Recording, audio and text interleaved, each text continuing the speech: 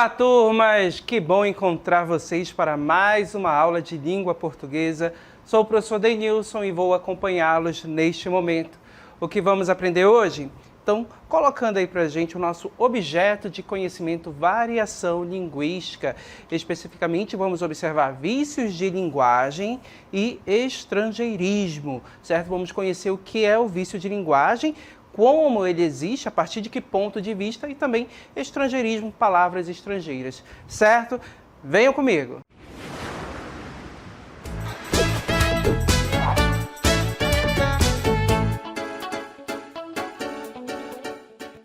Já aprendemos nas nossas aulas que variação linguística são diferentes formas de utilizar a língua. E ela pode se manifestar tanto na escrita quanto na fala, certo? E também nos sentidos. Podemos ter palavras com sentidos diferentes, mas que representam o mesmo objeto. Então a variação linguística está em todo lugar e nós temos contato com ela constantemente. Lembrando que a variação linguística ela não ocorre só na língua portuguesa. Isso acontece também nas outras línguas, mas como nós falamos o português, a língua portuguesa, nós vamos estudar do ponto de vista da nossa língua, certo?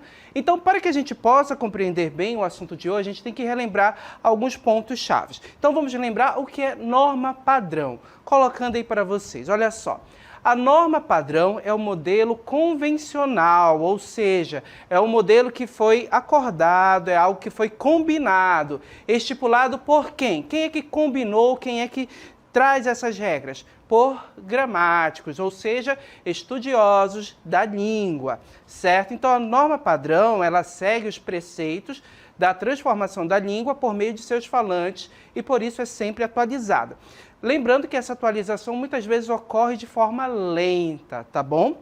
Dessa forma, a norma padrão é ensinada nas escolas e é cobrada em provas.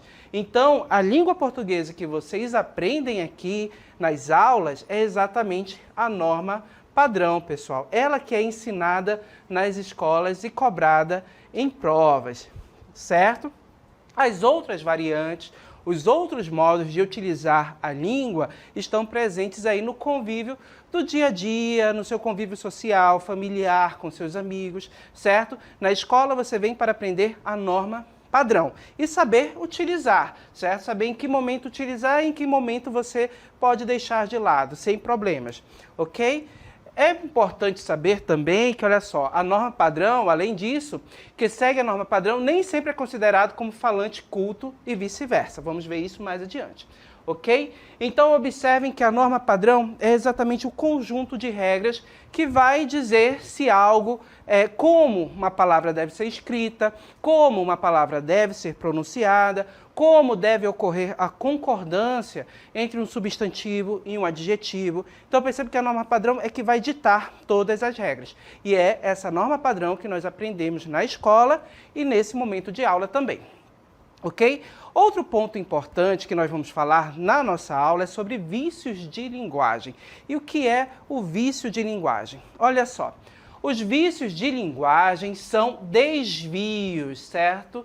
Olha só, pessoal, essa palavra é importante. Desvios não intencionais da norma padrão do idioma ou construções linguísticas, certo? Que são consideradas inadequadas, que geram problemas de compreensão do texto. Então, quando a gente fala em vícios de linguagem, são exatamente questões problemáticas da nossa língua que a norma padrão irá considerar como erro, certo? E é um problema porque pode causar uma falta de compreensão, pode fazer com que, de repente, um texto fique incompreensível ou então cause certas dúvidas com relação ao que o texto quer transmitir, certo? E construções inadequadas que não são intencionais, certo? Às vezes, esses desvios que nós vamos estudar durante a nossa aula, eles são feitos de forma intencional para chamar a atenção do leitor, para tornar o texto mais expressivo. Mas onde é que isso vai acontecer? No campo literário, muitas vezes, certo? Continuando a leitura do nosso texto, observem aí. Olha só, esses desvios, os vícios de linguagem, geram problemas de compreensão no texto. Os vícios de linguagem, olha só, devem ser evitados em contextos formais e que exijam uso da norma padrão da língua portuguesa. Então, aquela ideia de que a nossa língua funciona como uma roupa está valendo, certo? Ou seja, se você tem, por exemplo, uma festa, uma formatura, certo? Um baile de formatura, uma festa de 15 anos, ou você foi convidado para alguma cerimônia aí na Assembleia ou na Prefeitura da sua cidade. Que tipo de roupa você vai vestir nesses ambientes? Observe que você vai separar aquela roupa mais formal, mais bonita que você guardou, certo? Para utilizar nesse espaço, nestes locais. Então a roupa será uma roupa mais formal. Mas se você de repente é convidado para ir tomar banho de rio, ir para uma praia, será que esta roupa que você utilizou lá na cerimônia da prefeitura, na festa de 15 anos, ela está adequada ao local? Você pode utilizar nesses ambientes? Pode, você pode ir com aquela roupa formal, certo? Que você utilizou lá na festa da sua escola, na cerimônia da prefeitura, você pode ir tomar um banho de rio com ela. Mas é adequado? Observe que não. Percebe que você ficará desconfortável, não terá toda aquela liberdade. Então, percebe que para ir a um banho, tomar um banho de rio e para esse tipo de passeio, você tem roupas próprias que são mais adequadas para aquela situação. Da mesma forma, ocorre com a língua. Se você está em um espaço, em um contexto formal, que língua você vai utilizar? A língua formal, linguagem culta, certo? Obedecendo às normas gramaticais, às regras, ok? Mas se você está em um ambiente informal, com seus amigos, numa conversa na hora do recreio, essa linguagem, ou seja, a língua formal, pode ser deixada de lado e ali você, numa conversa mais descontraída com pessoas que são próximas, a linguagem informal pode estar presente, ok? Então você tem que saber adequar a linguagem ao contexto. Contexto formal, linguagem formal. Contexto informal, linguagem informal, certo? Vamos conhecer os vícios de linguagem, aqueles vícios que são problemáticos no texto e no uso. Observem aqui o primeiro, a ambiguidade. E o que é ambiguidade? A ambiguidade é um vício de linguagem quando gera significados diferentes de forma não intencional. Observem, significados diferentes de forma não intencional. Pode ocorrer, de repente, na escrita, a pessoa escreveu e, de repente, ela pode gerar uma ambiguidade. Vamos observar os exemplos que ficará mais claro para nós. Olha só. Venceram os brasileiros os argentinos. Observe que neste enunciado, neste primeiro exemplo aqui, nós temos essa escrita. Venceram os brasileiros os argentinos. Agora eu pergunto para vocês, quem é que venceu quem?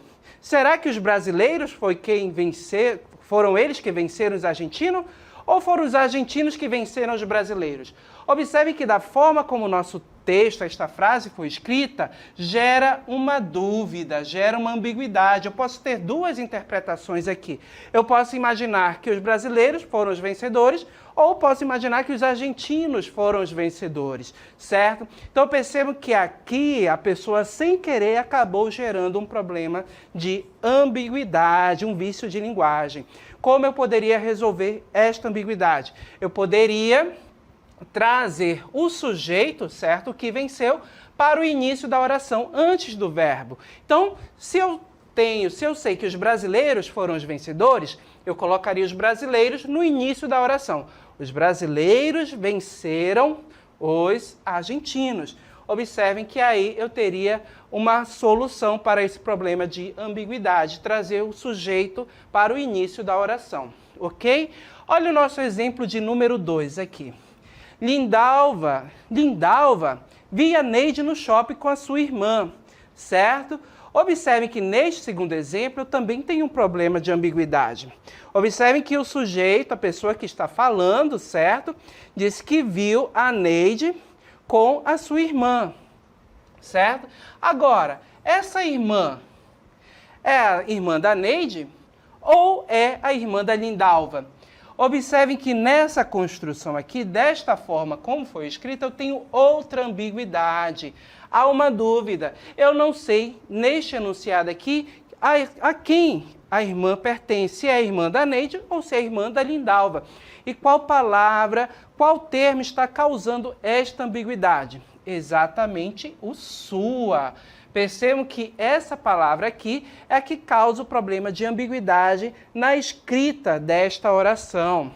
Como poderia ser resolvido isso? Eu poderia trocar este pronome, certo? Então, se eu sei que a irmã é a da Neide, eu poderia escrever: Lindalva vi a Neide no shopping com a irmã dela. Percebam que aí eu teria uma solução para esse problema de ambiguidade, ok? Então, observe que nesses contextos aí, a ambiguidade foi gerada de forma espontânea, não foi intencional, ok? Então, percebam que por ter sido na hora da escrita, a pessoa talvez não prestou atenção e causou esse problema de ambiguidade, é um problema na hora da compreensão do texto. Quando você faz a leitura, você fica sem entender se de repente a irmã pertence a um sujeito ou a outro sujeito, ou saber quem venceu, quem foi o sujeito da ação do verbo vencer. Percebo que desta forma é problemático. Mas quando a gente tem o uso, de repente, de ambiguidade ou de duplos sentidos, sentidos variados, lá na literatura para tornar o texto mais expressivo, percebo que lá não há esse problema. Percebo que lá o uso intencional de sentidos diversos, certo, para tornar o texto mais expressivo, é bem-vindo. Mas num contexto formal, em que você tem que transmitir uma mensagem, escrever o seu texto de maneira clara, a ambiguidade pode ser um problema. Então é preciso ter cuidado com ela, ok? Vamos conhecer outro vício de linguagem? Colocando aí para vocês. Olha só, o barbarismo. Gente, o barbarismo é um desvio da norma padrão, certo? Observem que sempre nós vamos ter vícios de linguagem relacionados, gente, a desvio da norma padrão, tá? Que não está seguindo a regra gramatical. É um desvio da norma padrão que envolve, olha só, erros. Quando a gente fala em erros, é do ponto de vista gramatical, tá bom?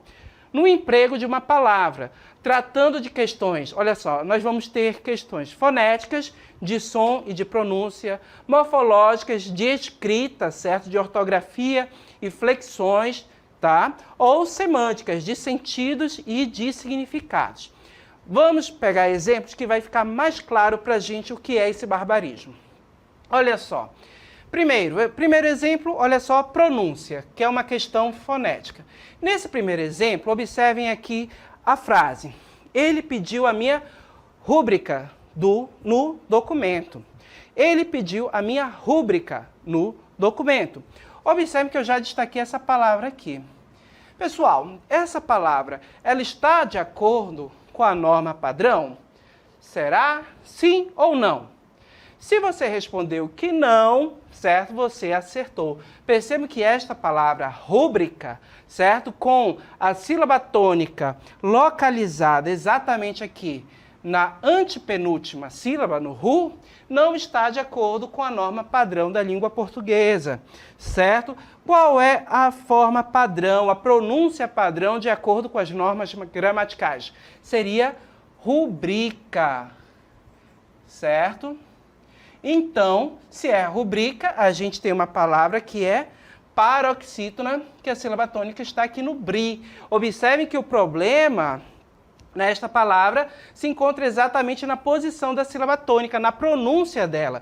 Quando a gente fala rúbrica, perceba que a sílaba mais forte é o ru, certo? Quando a gente fala rubrica, a sílaba mais forte está no bri, ok? E de acordo com a norma padrão, com a norma gramatical, rubrica, certo? É a forma correta. Devemos pronunciar rubrica e não rúbrica, ok? Vamos ao nosso segundo exemplo de barbarismo? Olha só, o nosso segundo exemplo vai tratar de questões morfológicas, tá? E com base na ortografia, ou seja, da escrita de determinada palavra. José é muito ansioso. Observem que esta palavra aí, José é muito ansioso, está destacada para a gente, certo? E percebam que essa palavra, ela tem um problema de escrita. Aonde está o problema de escrita? Exatamente no C, certo, pessoal? Observem que aqui José é muito ansioso, essa palavra não foi escrita de acordo com a norma padrão. Como é que nós deveríamos ter escrito essa palavra? Olha só, ansioso, ok? De acordo com a norma padrão, você vai observar que a escrita, a convenção, vai dizer isso para a gente, ok? E a questão do sentido? Observe que é o nosso próximo exemplo, que foi outro desvio da norma, outro desvio gramatical, ou seja, um desvio que causou um barbarismo aqui. É o do sentido. E aí nós vamos estar tratando de questões semânticas. Sempre que eu o vejo, eu o cumprimento. Já destaquei a palavra cumprimento. Pessoal, essa palavra está adequada? Olha só, sempre que o vejo, eu o cumprimento. Observem que essa palavra, certo, que foi escrita com a letra O, com esse sentido, nós vamos ter a ideia de que a pessoa, quando viu o outro sujeito, tirou as medidas, né? Pegou uma fita métrica e foi medir a pessoa. Então, percebam que aí nós temos um problema com relação ao sentido. Percebam que aí a palavra comprimento dá a ideia para a gente de medidas, certo? De medir realmente. Agora, cumprimentar, certo? Com o seria saudar, certo? Dizer oi para alguém. Então, percebam que aí nós deveríamos ter a palavra escrita com o cumprimento, com o sentido de saudar, né? De dar um oi, de dizer olá, como vai? Então, observem que essa palavra aí causa um problema de sentido. E percebe, se você colocar cumprimentar, qual é a ideia que eu vou ter? Que você saiu medindo a pessoa, pegou a fita métrica, tirou a medida, né? A altura, largura. Então percebe que a ideia não é essa, ok? Há um problema semântico aí, ok? Agora, para o próximo vício de linguagem, eu quero que vocês prestem bastante atenção em uma cena, certo? Com duas personagens, observem as ações dela e as reações também, o que elas vão estar fazendo ali na hora que elas estiverem interagindo, ok? Então vamos ao nosso vídeo. Pizzaria Shibata, posso anotar seu pedido? Oi, eu gostaria de uma pizza grande de Tucumã com queijo, por favor. Só um instante. A senhora gostaria de incluir alguma bebida no seu pedido? Sim, um refrigerante de laranja. Ok. Seu pedido fica R$60. Ok, vocês fazem delivery? Qual é o valor? Não, senhora. A gente só trabalha com pizza mesmo. Muito bem, vocês acabaram de visualizar uma cena em que duas personagens interagem, uma ligando para a pizzaria para fazer o pedido de uma pizza, certo? Percebam que ao dialogar, ao conversar com a atendente, né, que ela não está tão satisfeita assim com o trabalho, parece que ela está fazendo ali de mau grado, está de mau humor naquele momento. Observem que a moça que ligou para pedir uma pizza, ela fala: vocês fazem delivery? E observem que a nossa atendente diz que não, senhora, só trabalhamos com pizza. Percebam que houve um problema na compreensão de determinada palavra, a palavra delivery, certo? O que significa essa palavra? Percebe que essa palavra ela não pertence à língua portuguesa, ela vem lá do inglês, ela foi uma palavra que foi trazida para a nossa língua, certo? E ela é utilizada no sentido de entrega, certo? Entregar o alimento na casa das pessoas, entrega em domicílio, ok? Então observem que esta palavra é um estrangeirismo, ou seja, porque é uma palavra estrangeira que pertence a outra língua e que foi utilizada no lugar de uma expressão de um termo que nós temos para essa ideia de entregar o pedido, o alimento na casa das pessoas. Vamos conhecer melhor o que é o estrangeirismo, colocando aí para vocês. Olha só, o estrangeirismo consiste no uso de palavras de uma língua estrangeira no lugar de uma equivalente da nossa língua, da língua portuguesa.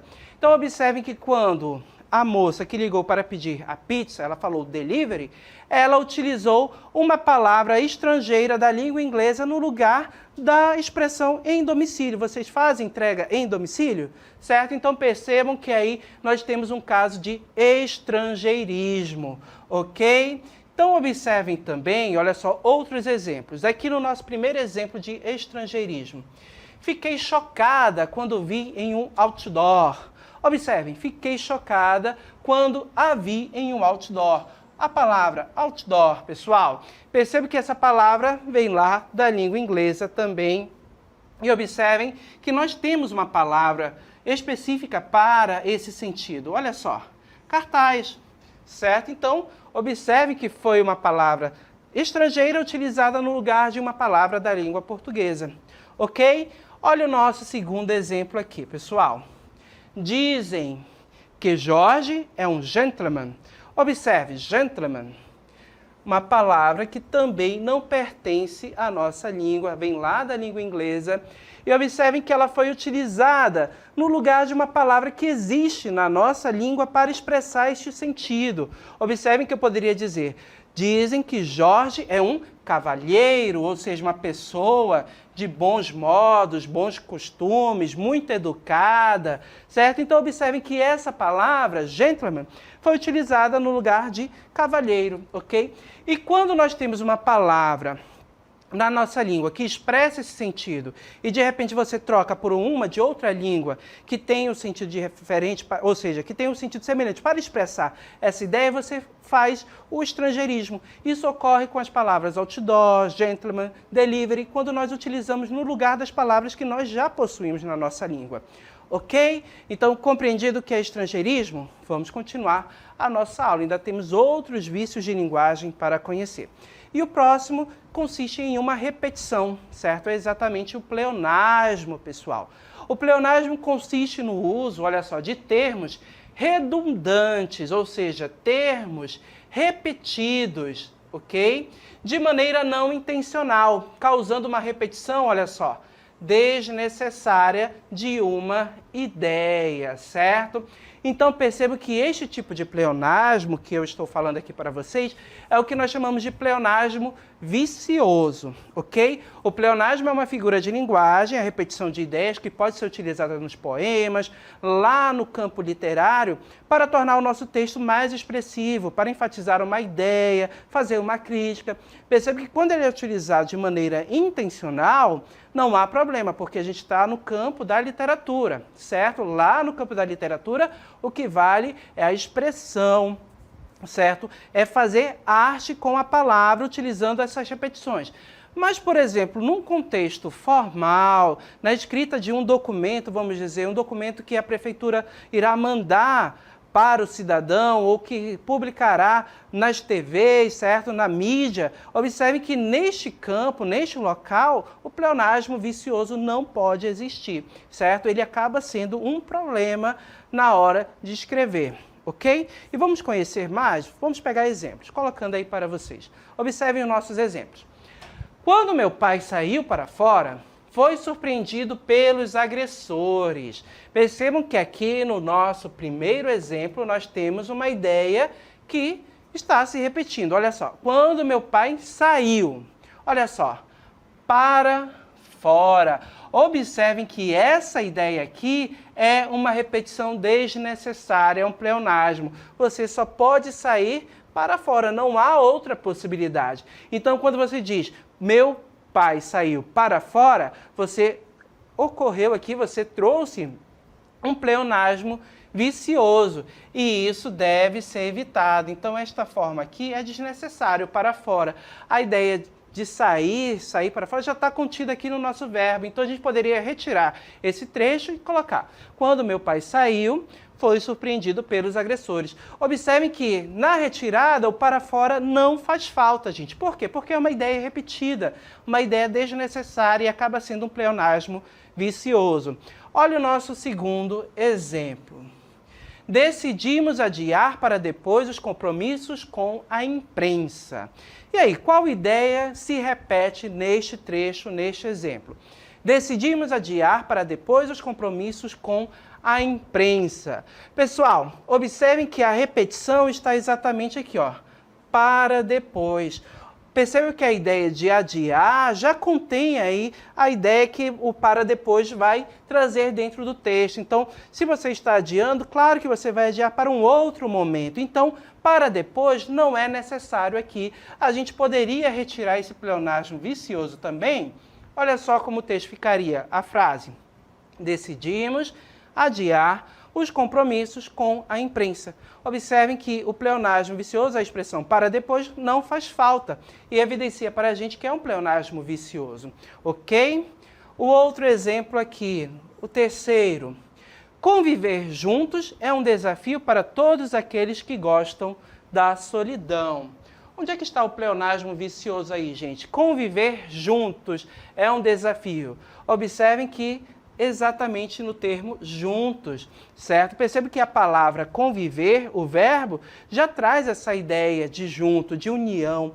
Então, observem que eu tenho outro pleonasmo aqui, uma repetição desnecessária que eu posso tirar, certo? Conviver é um desafio para todos aqueles que gostam da solidão.